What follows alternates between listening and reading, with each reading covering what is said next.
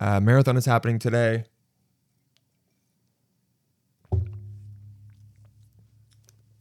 I got to be real, man. I don't think I'll ever run a marathon. And I feel so good about that. I've never looked at a marathon and thought, God, I want to do that. And it's not that it's not impressive. It is impressive. It's hard to do. People shit themselves. Other stuff happens. You sweat a lot. Your body hurts. So many times your knees blow out. You have to wear like a tinfoil cloth after for a couple hours, or else I guess you'll freeze to death or something. I don't know why they wear that, but you also have to pay a lot of money. It's weird. I've never looked at it and been like, I want to do that.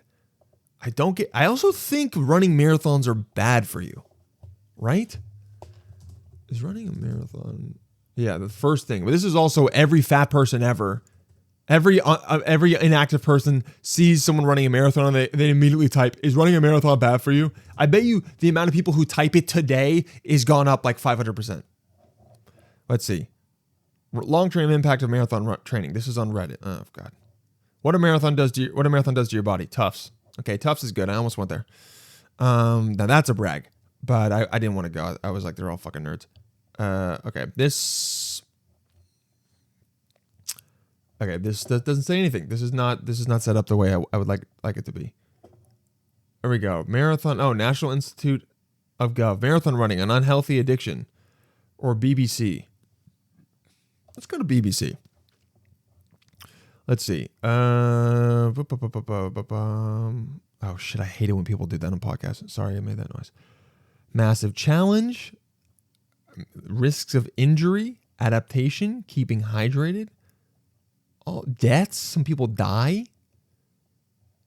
Wow,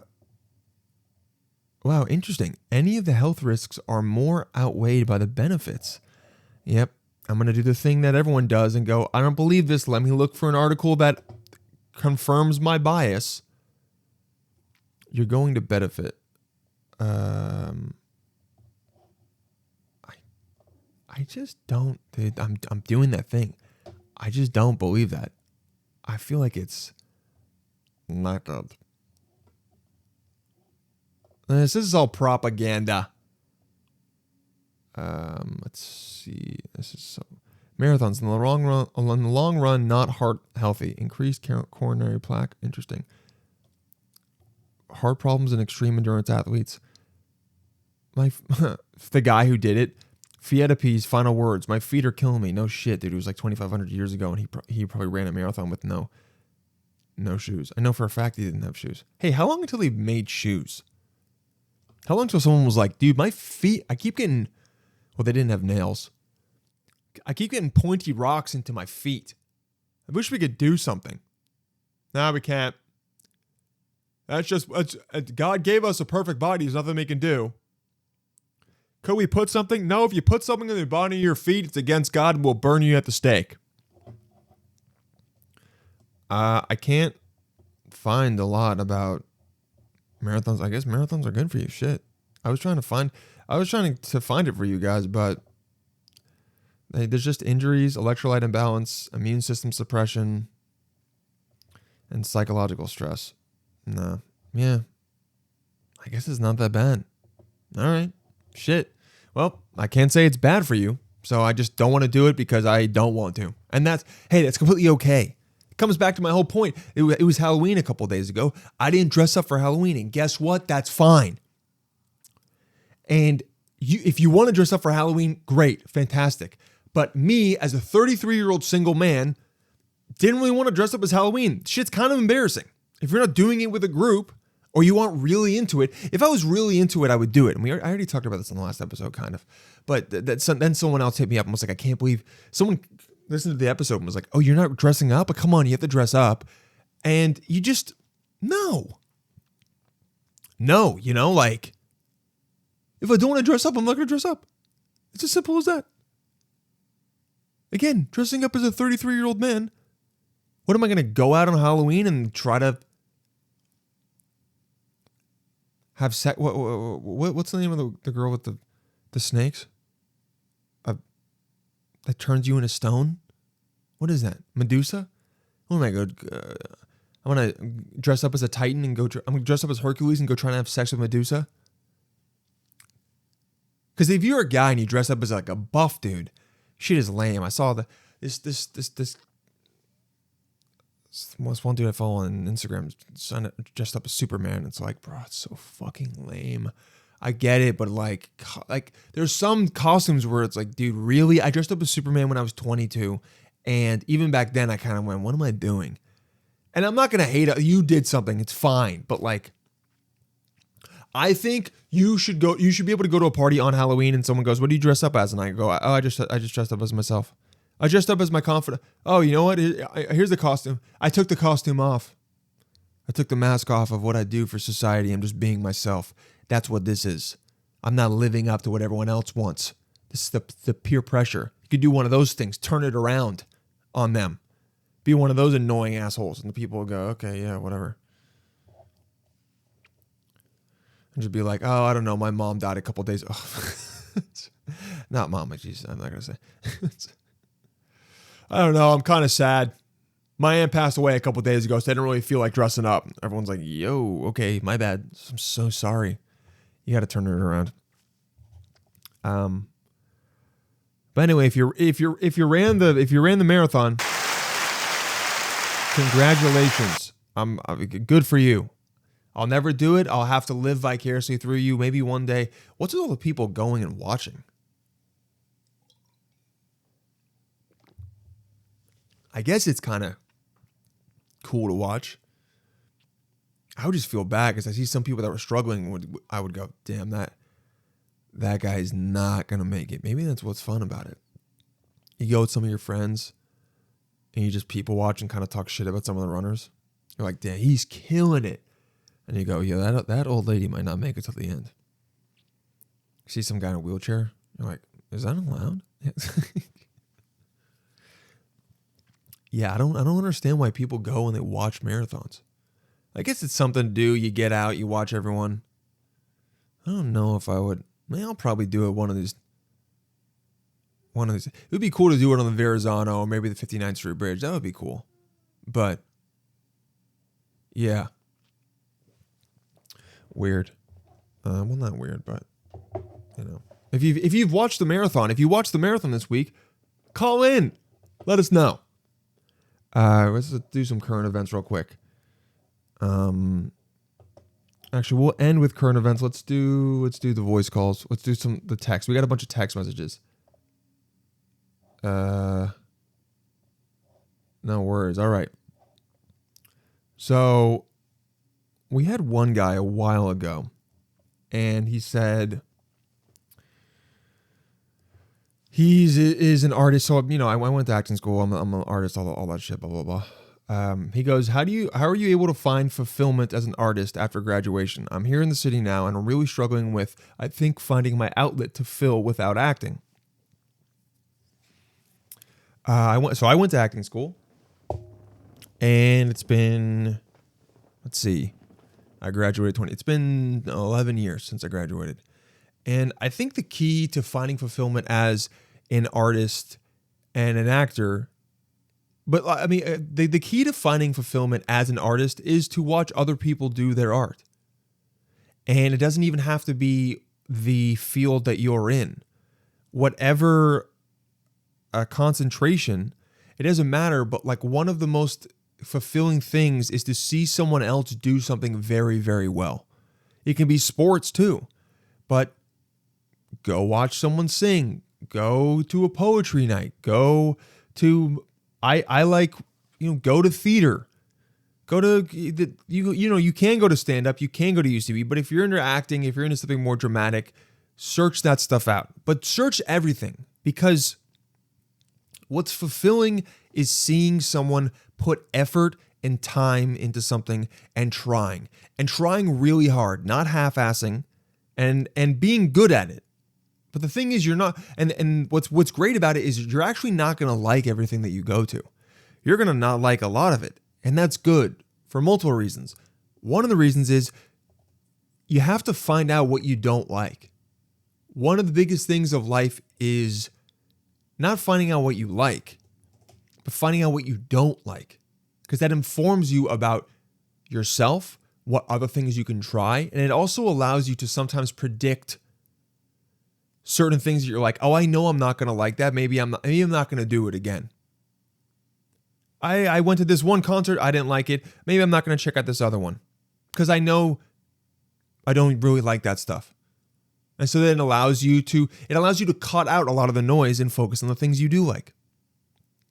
Now, again, you should be trying new things, and every now and then push yourself to go to something that maybe you didn't like the time before. You watch a movie by a director, you don't like it. 5 years later, he comes out with something else. One of your friends is like, I've heard it's very good. Let's go. You don't want to go because you're like, I've written this person off, but you try. And when you go to something that you don't like, or if you're watching something you don't like, try to find at least 2 things that you do like about it. Because again, this is going to allow you to be more and more specific and nuanced and more diverse in the things that you can bring to your own art and what you do, and allow you to try new things. Life is about trying new things and repeating the things that you know you like. But you have to throw new stuff in there.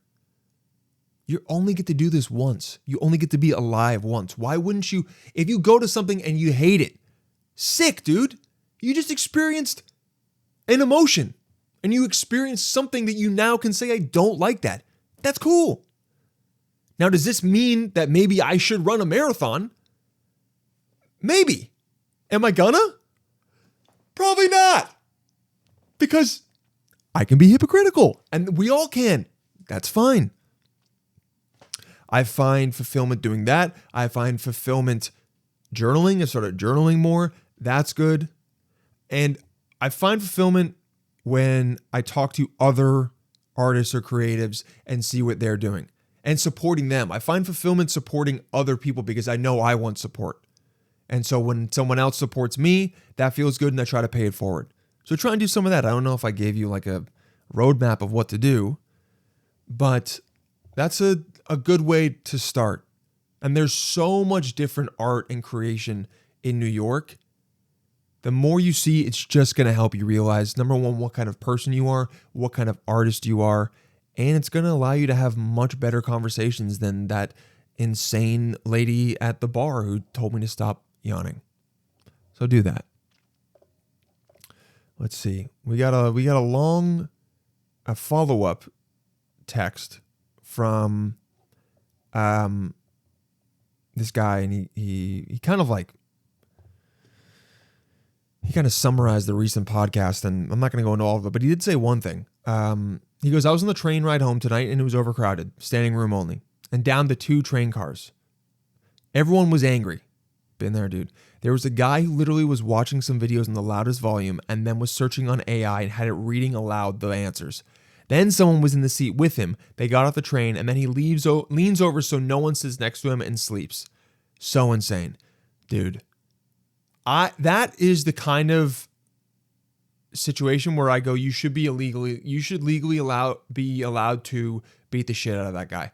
Not to death, but just like, I think there should be like an app where you can all as the public like vote on something. I mean, this is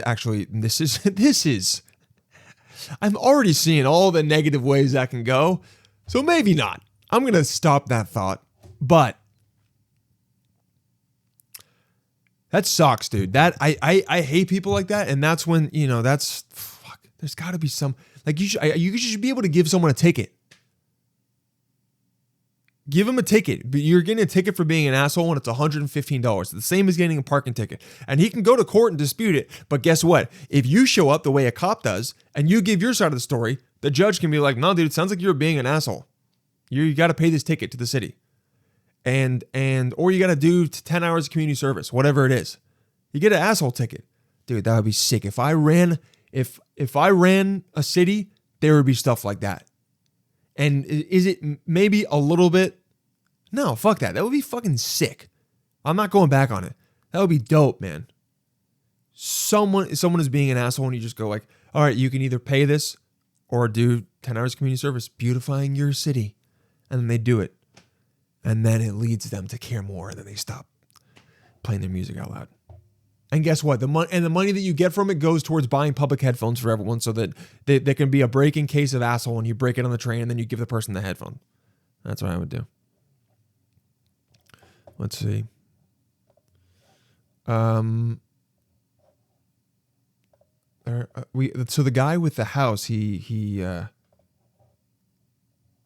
here we go. We got an update. We talked about having updates. He goes, "Thank you for the response. We had a family discussion and have been compiling a list of companies to request estimates from. We unanimously agreed that DOI results were bad. I do pay the property tax, home insurance, electricity, and water. Wow. I have also had plumbing services come in. Okay, there we go. In the future, there will be a rent-to-own charge, but that has not yet been determined. I don't know what that really means, but the uncertainty around what my cost of living will become gives me anxiety, even though it's a good opportunity. I just like knowing what to budget for, financially and time-wise." Okay, I understand that. So that's great, man. That's good. A rent-to-own charge will be fine. I'm sure it won't be that much. It is your family, and I'm happy you guys figure that out, and I'm happy I could help. This is the kind of advice you guys get. This is helpful. So as you guys remember, last week, there was a guy who kissed his girlfriend's best friend's boyfriend and then fell in love with him. And I asked for updates. I actually started texting him after the show. And he said I could call in, but I don't really want to do that. I'd rather do the text. And he has an update. And I'm sure there will be other updates. At some point, it's like, dude, you gotta just come out as gay and break up with your girlfriend. But here we go. I forgot to mention the guy's girlfriend and my girlfriend are roommates. I went to a party the other day and we all went to their apartment and him and I both spent the night. Around the same time, we both ran into each other to go to the bathroom. I panicked and said, "Fancy meeting you here. Do you come here often?" Oh my God, dude. You gotta work on your game, bro. You're lucky this guy you must be a good kisser. Sort of like a joke. I don't know why I said that. At least you know. Yeah, you were uncomfortable. It's all good. But he went first, then I went. But he was like waiting for me when I got done, and we kind of talked a bit. Turns out, he was the one that asked a mutual friend to tell our girlfriends to dare us to kiss. Oh. And as we were leaving to go back to our girlfriends, we kind of had a moment where we just looked at each other for a long time, and we almost kissed. Like I was leaning in, but my phone rang because my girlfriend called asking where I was. But the thing is, we can't really leave our girlfriends because his girlfriend and him just announced a pregnancy last night. Bro, this has got to be made up. There's no fucking way. This has got to be made up. Come on, bro.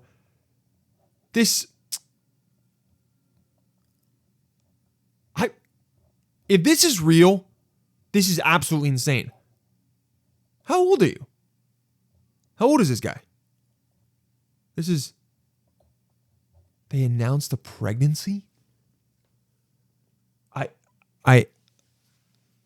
Unc, help. Yeah, because I've been having people call me Unc. Dude, I mean, anyone else listening, what do you guys think? Do you think this is fake? This feels kind of fake. But to go that much into writing this is just like right on the line of whether it's fake or not. Oh my God, my phone rang because my girlfriend called. We can't relieve our girlfriends because his girl and him just announced a pregnancy last night. Jesus, dude. Well, here's the thing. He can't leave his girlfriend, or also he can. He can co-parent and just be a gay man. It's completely fine.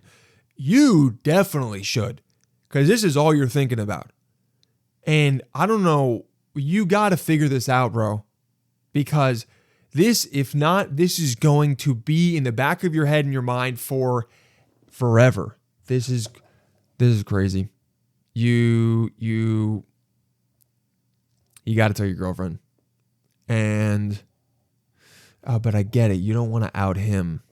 This is tough. I'm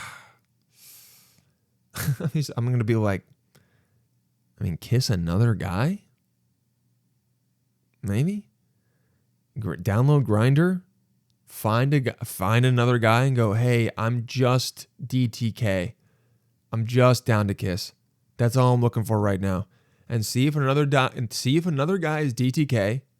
I don't really know how Grindr works, but I think like maybe you could probably find someone to do that. Just go to a bar, maybe go on a date with a guy. I don't know, dude. I mean, that's like, that's bad because you're cheating on your girlfriend, but you got to figure it out.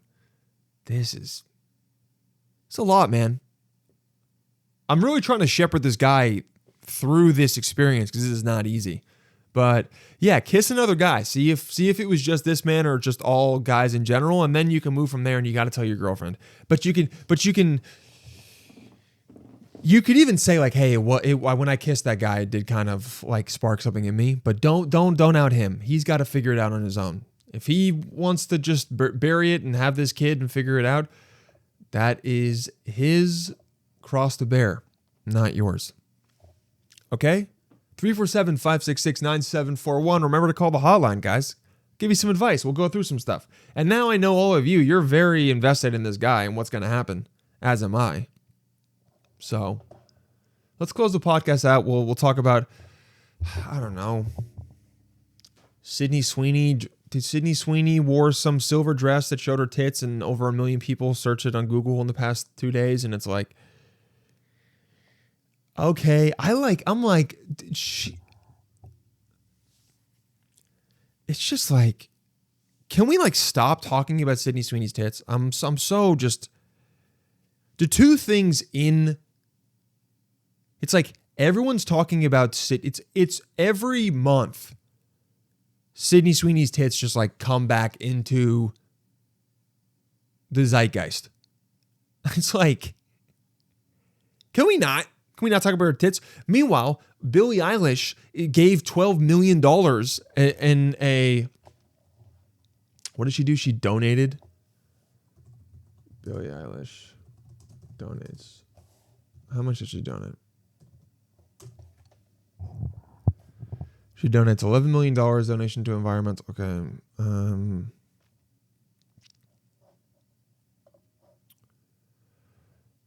Billie Eilish, how old is she? She's 23 years old. She donated $11.5 million of her earnings from her tour to various organizations dedicated to food equity, climate justice, reducing carbon pollution, and combating the climate crisis.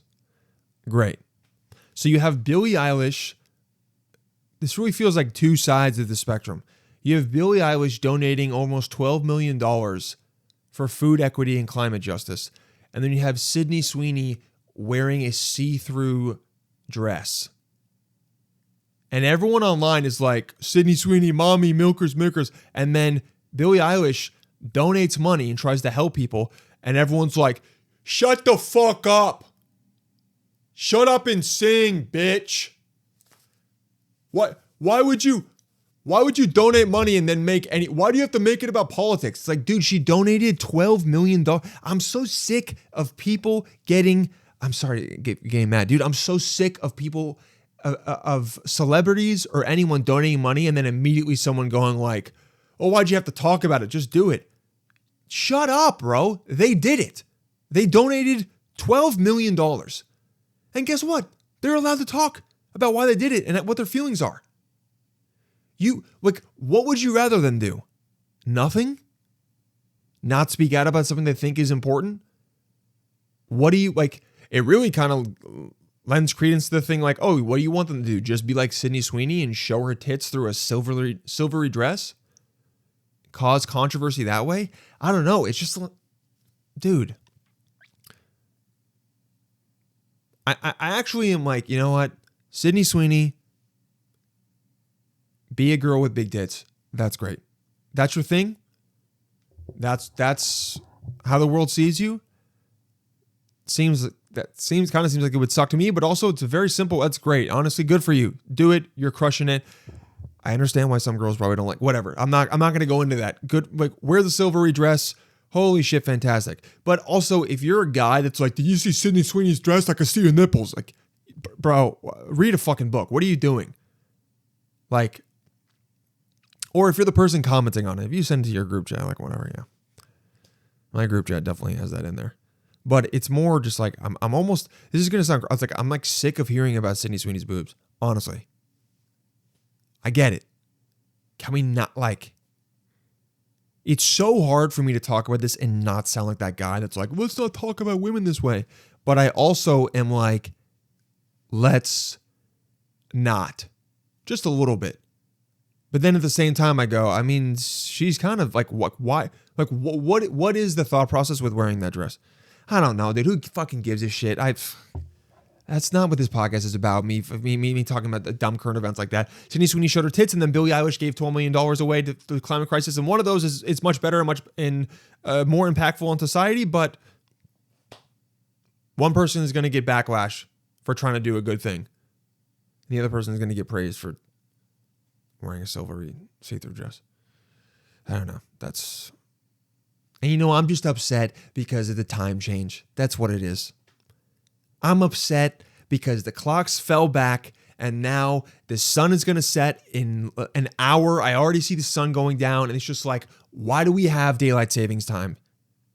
Why do we have non-daylight savings time? It makes everyone depressed. It's bad for society. And I know that. I looked it up.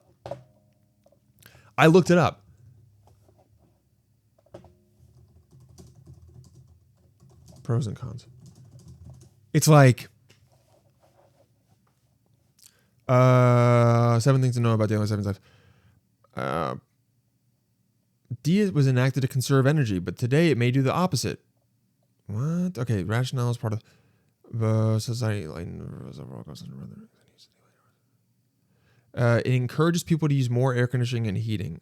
Say additional daylight in the evening during summer beneficial to mental health. It is. That too has been refuted. Data from a 2020 study published in PLOS that change exacerbates mood disorders, depression, anxiety. Yeah, the change does exacerbate. So let's just stay in daylight savings. And I know some people will go, oh, well, in some places the sun is not going to rise till 9 a.m. Hey man, tough shit, okay? I'm sorry. But the sun setting at 4:30 for three months is horrific. And this article can suck my ass because it's not real. There just needs to not be a change. We got to choose one or the other, no matter what. Let's go to Britannica. Here are the pros and cons. Pros: daylight savings times, longer daylight hours promote safety. That's great. Cons: daylight savings time is bad for your health. That's wrong though. It's only bad because of the time change. Pro number 2: daylight savings time is good for the economy. Con number 2. Con: daylight savings time drops productivity. Yeah, it drops it on one day, and more employees could be doing more working hours for what? Their boss? Fuck off, dude. That's not all we care about. We're talking about our people happier, and they are less happy. And then daylight savings time is expensive because they go, oh, everyone has to change their clocks and do everything, and it costs working hours, and that could be used for something more productive. That's a stupid reason. Pro number 3: daylight savings time promotes active lifestyles. Great.